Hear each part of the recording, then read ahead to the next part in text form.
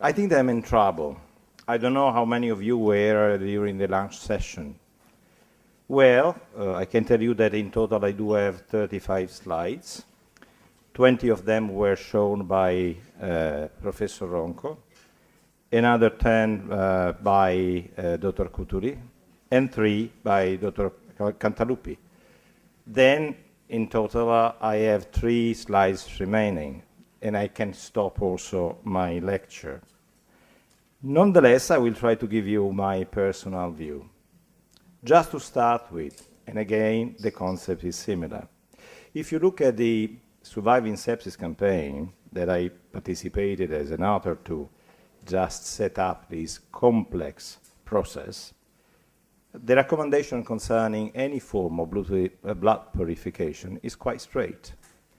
We make no recommendation regarding the use of blood purification techniques for a very simple reason, that the evidence is, up to the moment we produced the guidelines, were not sufficient enough for giving a solid recommendation.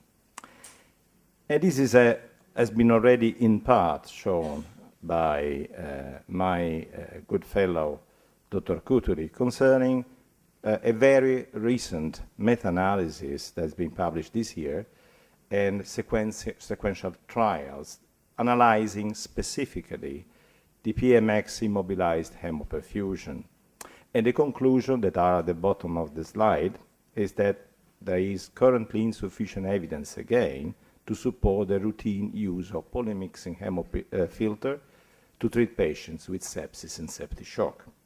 And if you go into the details of the comparison between the various trials, looking at 3 main endpoints, the mortality, the serious adverse event, and the organ dysfunction, you may see that at least just for the organ dysfunction, the diamond is slightly in favor of the use of the hemofilter with Polymixin-B. But in all the other cases, the diamond is in the middle or slightly in favor of the standard therapy, which means indeed that putting all together the study, including the one that is not published yet, and I will illustrate you some of the results concerning this, that is the Euphrates one, that we submitted to the JAMA, and we are waiting for the final responses coming from the reviewer. But some of the data were included in this meta-analysis, and also included this last trial. The final results were indeed negative, or at least not superior without any major advantage. However, Claudio Ronco before alluded to the consistent and continuous negativity of many studies as a detrimental factor. I do believe another thing, that as soon as we look at science or trials, we have to look not only at the results, but also the implications or the new windows that a new trial can open. And at times, we may have an enrichment of our knowledge. And I will show you in the trial that I alluded to, the Euphrates one, what I mean. In general, these are some of the slides already shown by the previous speakers. We know that the endotoxins is a potent trigger of the inflammatory reaction and many other inflammatory conditions in our body. And we know as well that as soon as you have higher level of endotoxin in your body, the possibility that one may die is much higher. The point, however, and this has been several times stressed by Claudio Ronco, is that we need to measure, because unless we have the possibility of identifying a specific category that may get a benefit, measuring what we are treating for, which is the endotoxin, maybe we can go in the wrong track and direction.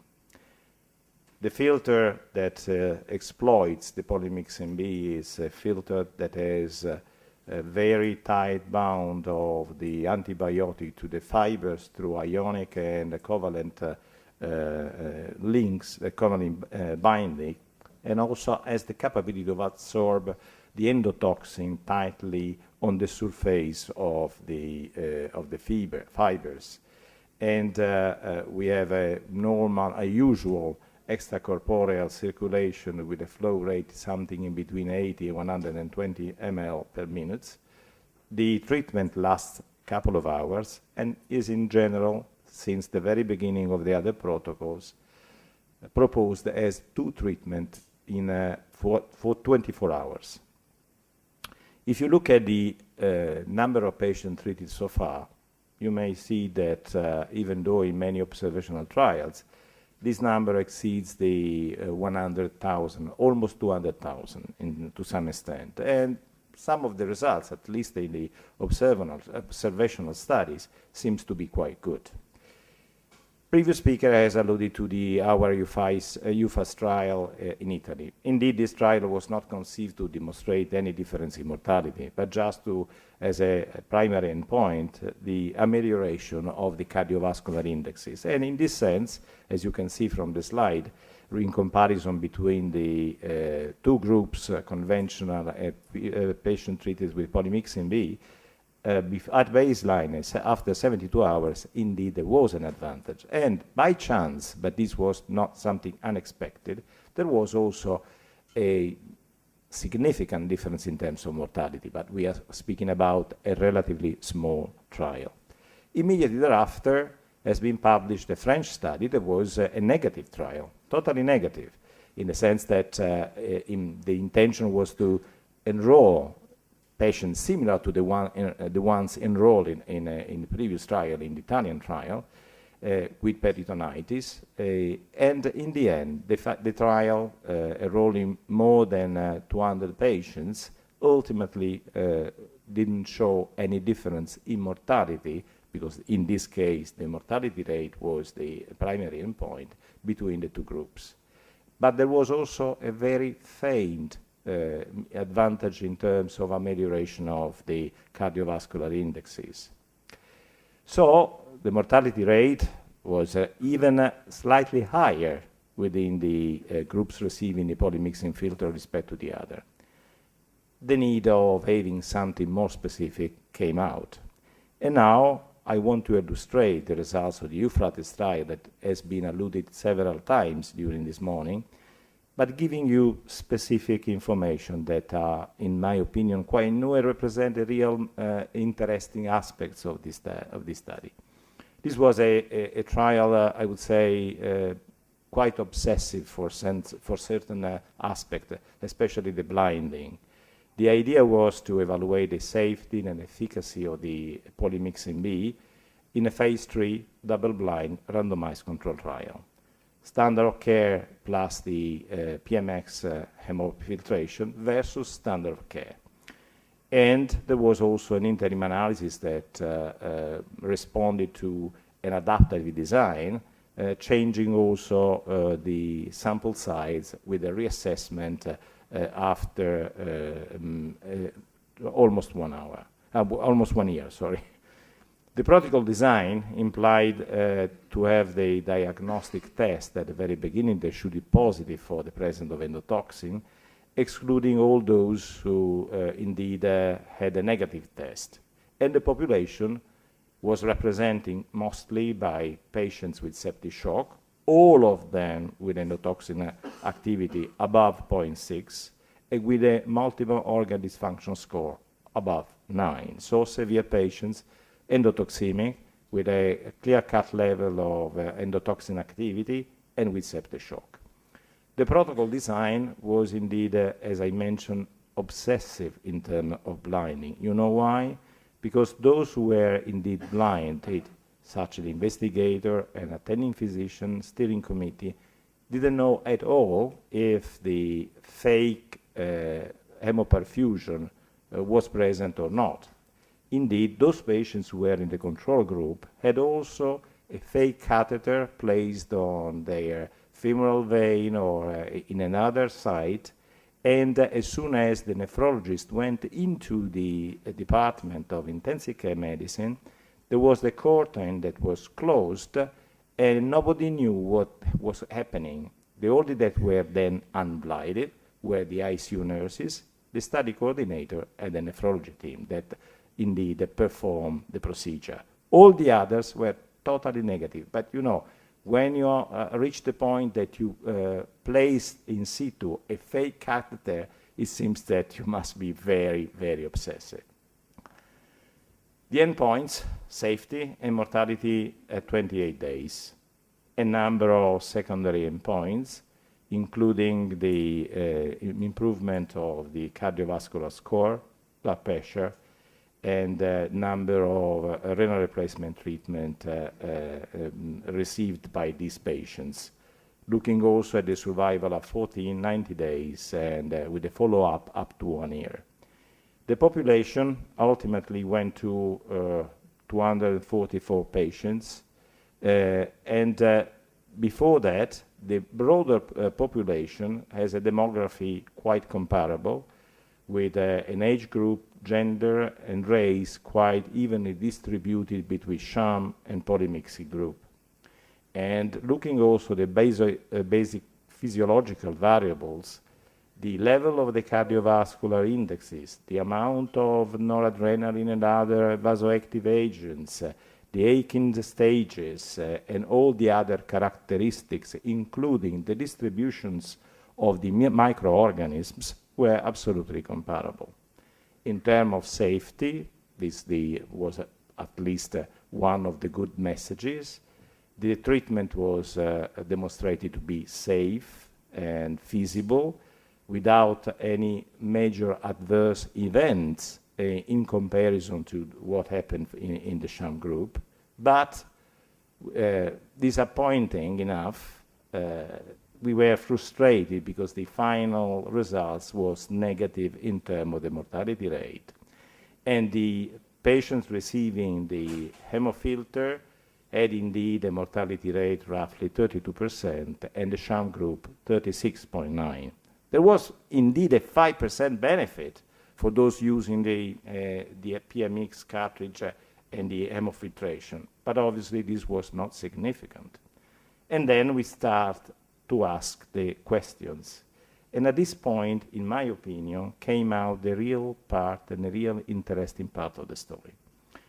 Because we could just asking ourselves questions, try to understand if the study was underpowered, if we maybe had underestimated effect size, if there were confounding factors, and if we're just capable to remove an important amount of endotoxin.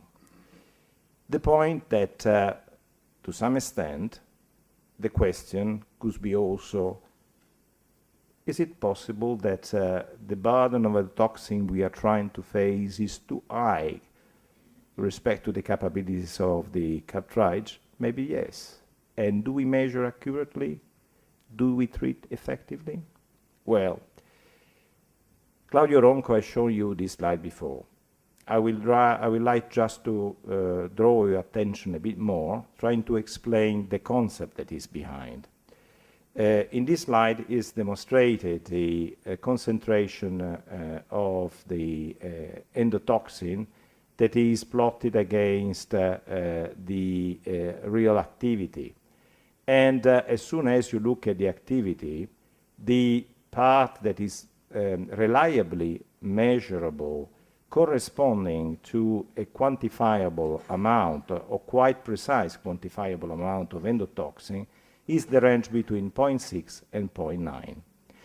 When you have an endotoxin activity which is above 0.9, for telling the truth, we do not know what is the burden of endotoxin. Maybe some picograms up to micrograms or tons of endotoxin. So it opens two questions. The cartridge cannot be capable to remove all this endotoxin because it's too much. And as the other possibility, indeed, we may have an additional need of other treatments to remove the endotoxin. And within the study, almost 20% of the patient had this condition, having an endotoxin level above 0.9. Related to this, there was 15 lots that were used from the Euphrates trial to try to just understand what was the capability of the absorbance of the endotoxin cartridge, and this was roughly around 12 micrograms, which is a lot. However, looking at the tentative comparison that I would define a sort of semi-quantitative comparison between the endotoxin activity and the potential endotoxin concentration and burden, you may see that as soon as you move within the high measurable portion of the story, you have a concentration of endotoxin that is something in between 1,000 and 4,000 picograms per ml, which corresponds roughly, considering the distribution within the organism and the entire body, to a burden something in between 12.5 and 50 micrograms.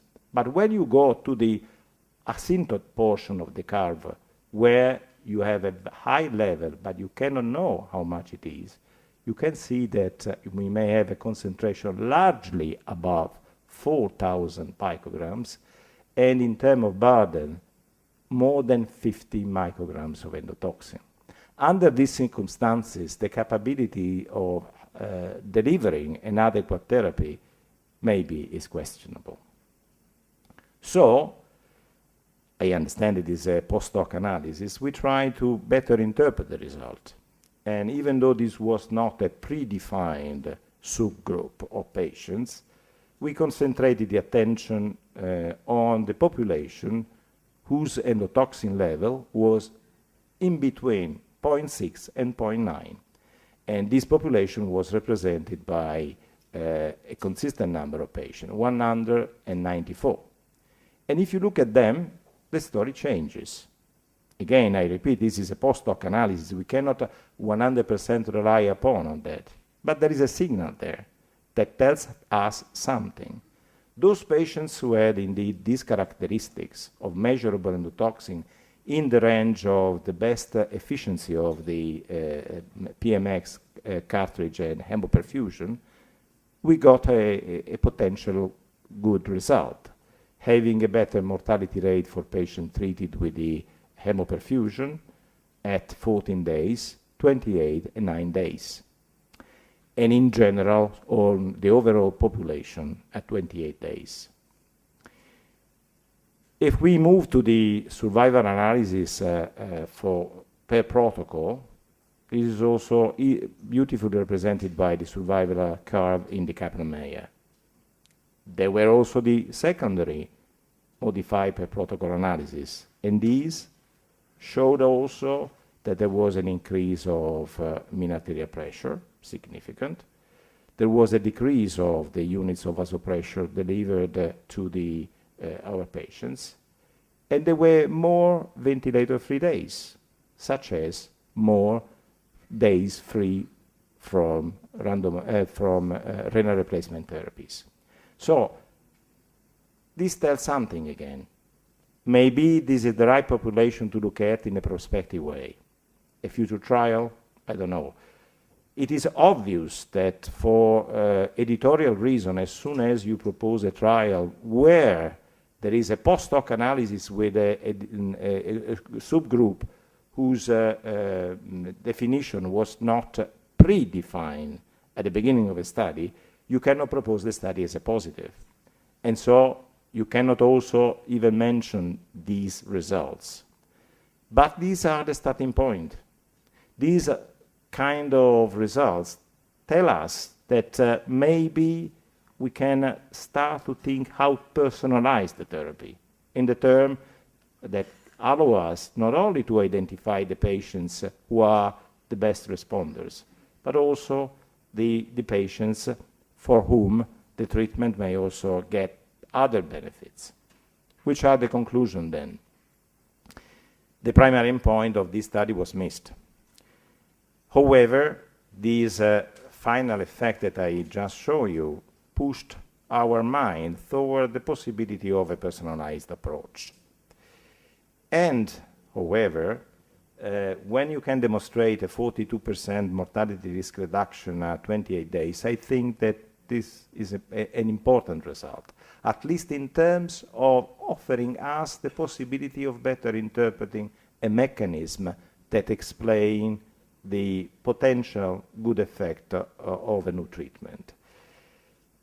It is obviously fundamental that we have to put under control the source of infection and the kind of infection. Not all the patients are equal. So putting all together correct interventions, maybe for the future there are other opportunities. Thank you very much.